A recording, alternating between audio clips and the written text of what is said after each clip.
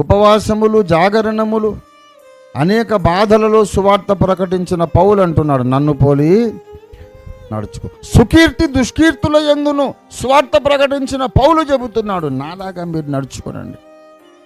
ప్రాణాపాయ స్థితులలో కూడా సువార్త ప్రకటించిన పౌలు చెబుతున్నాడు, నన్ను పోలి నడుచుకోండి. అధికారులే చట్టవిరుద్ధంగా బంధించినప్పుడు చట్టమును ఆశ్రయించి తప్పించుకున్న పౌలు చెబుతున్నాడు, నన్ను పోలి నడుచుకోండి. అధికారులు బరి తెగించి చట్టవిరుద్ధంగా పౌలును బంధించాలనుకున్నప్పుడు ఒక గంపలో దాక్కుని తప్పించుకొని పోయినటువంటి పౌలు చెబుతున్నాడు, నన్ను పోలి నడుచుకోండి. అంటే నన్ను పోలి గంపలో దిగి వెళ్ళిపోండి, నన్ను పోలి చట్టమును ఆశ్రయించి తప్పించుకోండి. అప్పగించిన పని అంతా, దేవుడు అప్పగించిన పని కంప్లీట్ చేయండి.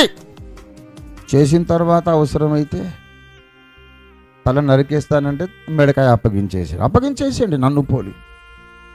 కానీ నీ కాలమునకు ముందు అప్పగించుకోవద్దు, తప్పించుకోవాలి. దేవునికి స్తోత్రం కలిగింది గాక. నీ కాలానికి ముందు అప్పగించుకోవద్దయ్యా, తప్పించుకోవాలి.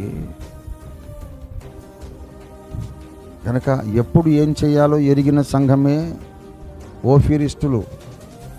మేమంతా వెర్రోళ్ళం కాదు. మేము దెబ్బలు తినడం మాకు తెలుసు, ప్రాణాలు అర్పించడం మాకు తెలుసు.